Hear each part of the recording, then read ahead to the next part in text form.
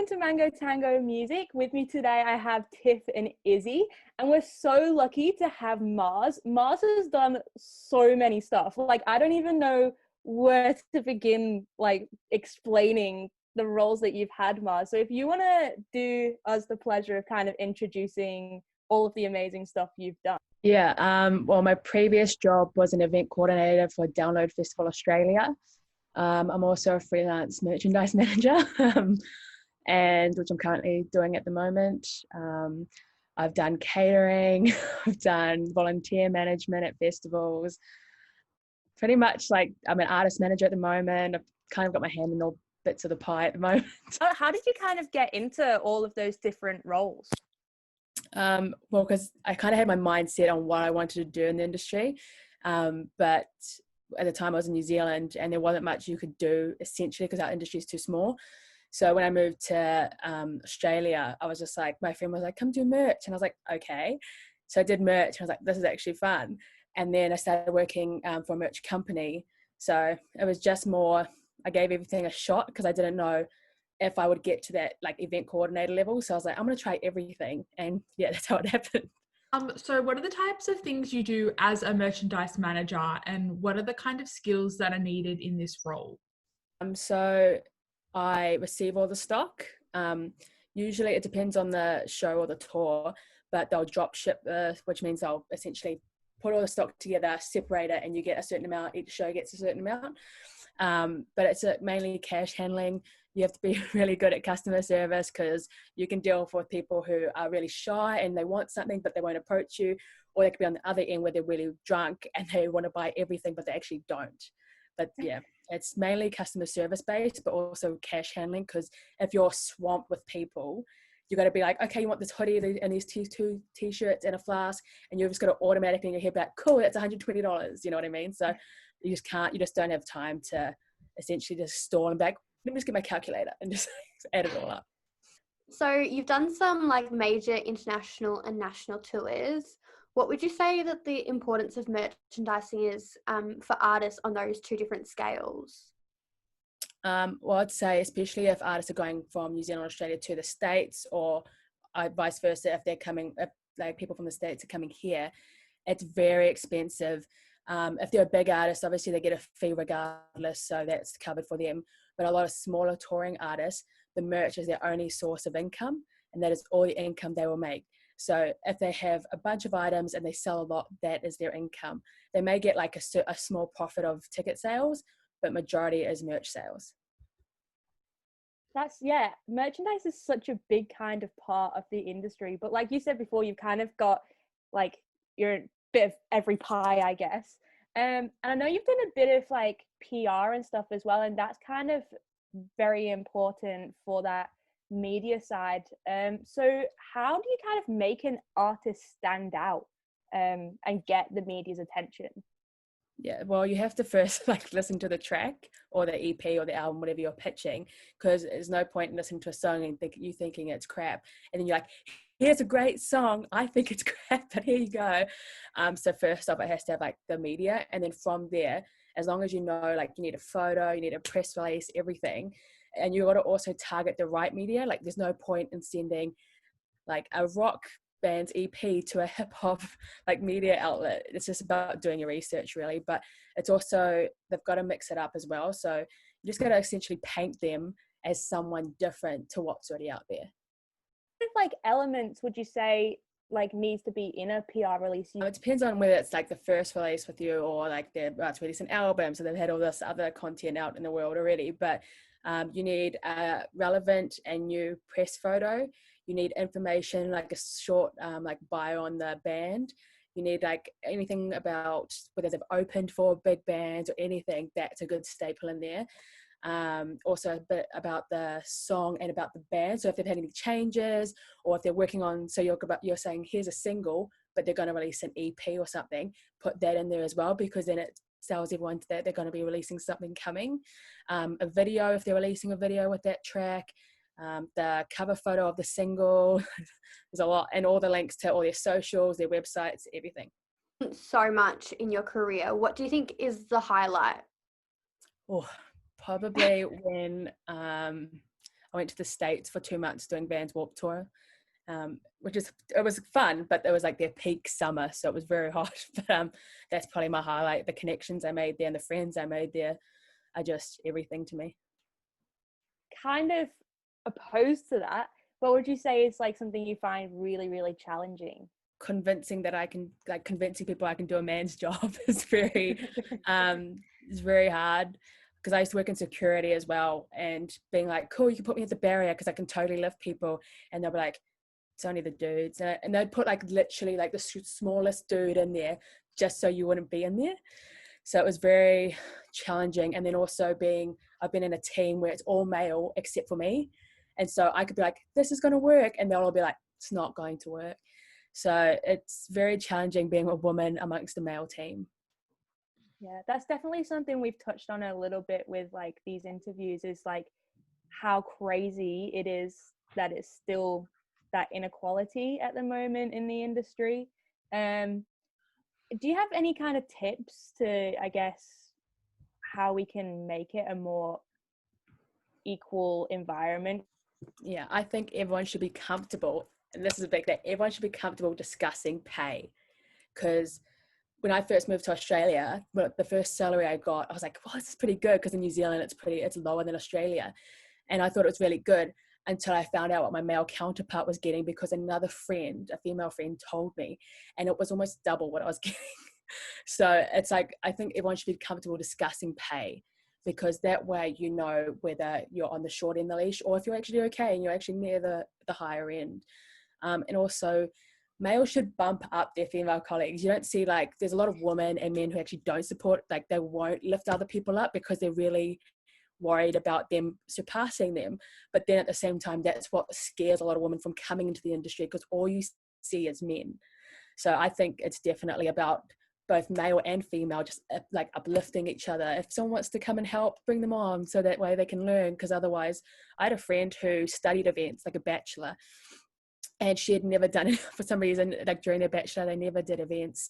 So I said, cool, come do this this award show with me. She loved it. So I was like, cool, come do this New Year's festival with me. By the end of it, she was crying. So it's like, if you don't prep people to get to that point, they're just going to expect what it should be and then be met with something else at the end. Yeah, it's a really crazy kind of thing that needs to be solved, like really needs to be solved. And with that pay kind of situation, I think that's really important too, because I spoke a bit with Tanya about self-worth, and I guess like you don't know how much you're worth if you don't kind of put that into perspective. So yeah, I definitely agree with you on that. I think it's really important as well. Well, yeah, because I had there was a show I worked in February, I won't name the show, but I was getting paid, like the basic merch pay is $150, and I was getting paid that, and I didn't mind because I loved the bands that I was working for, and the show I was planning on going to anyway, so it worked for me. But then I found out one of my female friends was getting paid triple that. So I was like, wow. So after that, because my friend was also selling for another band that was there as well, and we had this big discussion while they were playing about how we're going to set like this certain bar, and then if it's this show, we're going to go this bar. And yeah, so it's just, that's why everyone should. And my friend openly told me that she was getting triple me. So I was like, cool, thank you for that. Now I know what to, set myself at. Bit of a damper note. COVID took you back home to New Zealand, which once COVID is over and everything is gone, please, I'm coming. I think your country is gorgeous and beautiful. I absolutely love it. How are you going, and how has COVID affected the industry over there? Not gonna like lie and say I'm pretty sure everyone's on the same boat, where you just kind of start off at the start like really ignorant. You think like, oh, it's gonna be like a couple months, will be good, and then it's like 2 months, 3 months, and I think from like once everyone realized it's not going away, that's when everyone's like mental health started dropping. Mine definitely did. And then kind of like when it got to because New Zealand was very proactive, and in fact we went straight to level 4. We locked down, like we had no like nothing. But the sad thing is we did the whole open again. We did open, we got like 2 or 3 months of everything, shows, like it was normal. And then we went into a second lockdown, essentially like Melbourne, not as bad, but it kind of was like you just keep having it taken away from you, and it's very deflating. But at the same time, once I realized it's not going anywhere, I got very productive, and that's when I made my site. I started just learning different things, doing seminars, doing online courses, just because you might as well upskill as while you're, stuck in your bubble. In regards to industry here, I think I definitely know when we first opened, every gig was sold out. Like everything was sold out, which was great. And there was people waiting outside hoping to get into these sold out shows. So yeah, it's like, oh, thank you, support. But then I noticed like after the first kind of few weeks, it just dropped again. And it was back to as if like people, and I guess like COVID's made a lot of people redundant, less pay. So people are thinking about that. But at the same time, I think it definitely made the turnout bigger than what they expected it to be. That's really fun. Like listening to that is like, so it gets you really excited about hopefully how the industry is going to be after lockdown over here, hopefully. Are there any words of reassurance for those who are maybe worried about the industry's bounce back? I think it'll come back hot. Like with Melbourne, maybe it'll be like you'd probably have to get like permits for shows bigger than a certain number at the start, or you might not be able to bring people in from other states at the start. But I think it will thrive. I think people have been deprived for almost 7 to 8 months. So I think people are definitely going to support that local scene while the internationals can't get here. It's going to happen. And then when it happens, we can all jump on board and work together. It'll be sick. How did you get the roles that you've done? It was very YOLO moment. The States one, I had emailed a bunch of, because I kind of looked on the Warped Tour site and was like, there's all these nonprofits, here's doing everything. So I kind of emailed almost everybody. And a lot of people were like, you can volunteer at one show and do this. Whereas the catering team were like, you can do the first couple, and if we like, essentially like, and we'll see if we can do the rest of them. And then I realized the first show there, they were like, we're not sure if we're going to need you. And I was like crying in my hotel. I was like, oh no. And then the second show happened, and she was like, if you can sort a bus spot, you can stay. And I was like, cool, I've sorted one, I've paid for it, we're good. And so I did the whole 2 months. And then whereas in Australia, I actually flew from New Zealand to Australia for the first couple shows because I was volunteering. And volunteering, because that Warped Tour one, I'm going to say I wasn't paid. I paid for everything. It cost me $12,000, but it was worth it. It was super worth it. Still paying that off, but it was super worth it. I just think like volunteer, get out there, be proactive. The roles I got, essentially like the one I got where I worked for a label, was because I was proactive in the sense I started doing the merch gigs. So I got contracted to do merch there. And then they were like, do you want to do this role? And I was like, okay. And so I did that role. And then someone within that company were like, do you want to do this event coordinator role? And I was like, yeah, sure. So it just kind of like worked in itself that I was just proactive enough to help out overall. Just because your role is like, say you're a volunteer manager, it doesn't mean the volunteers are the only thing. Like if front of house is like getting slammed, go help them. You know what I mean? If you're proactive, people will notice. Kind of on that, definitely being proactive is a massive piece of advice. But do you have any other advice for students who are trying to get into the industry? Yeah, I think just because by volunteering you actually make those connections. There's like, obviously not this year, but there's Big Sound, which there's so many people there that if you just sit at meetings, a lot are happy to, like obviously not like huge people, but like the smaller people in the industry are happy to meet up with you. That's what I did when I first got to Brisbane. And essentially just encourage communication, because people are happy to help, but if you don't like approach them, then they'll never approach you, if that makes sense. Because if they don't know you, and by building those connections, it makes them seem like if they're friends, they're gonna be like, I've got this gig coming up, do you want to work it or something like that? And you're like, yeah, I'm down. So I think it's just about those connections, and just, yeah, like if you're at a gig or at a festival, approach the merch person, approach the door person, just be like, how did you get into this? Is there a possibility? Because like all the shows I work, I can't, like a lot of the little venue shows, I can't bring anyone on, but I do festivals, so I'm happy to bring someone on, you know what I mean? And also just support your friends. Just because your friend gets, a job first doesn't mean you won't. It just means like they're moving in a quicker pace, but also they might go in this direction, you want to go in this one. So It's just about supporting your friends and everything. And then they might be like, oh, well, there's this role open up. And they're like, come do this. And that way you're moving up together. Cool. All right.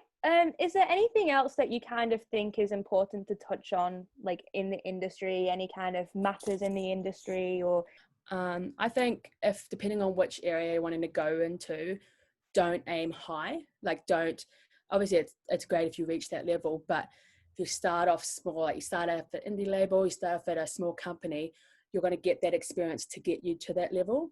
So, but if you're looking super high and you're not getting it, you're just going to deflate yourself.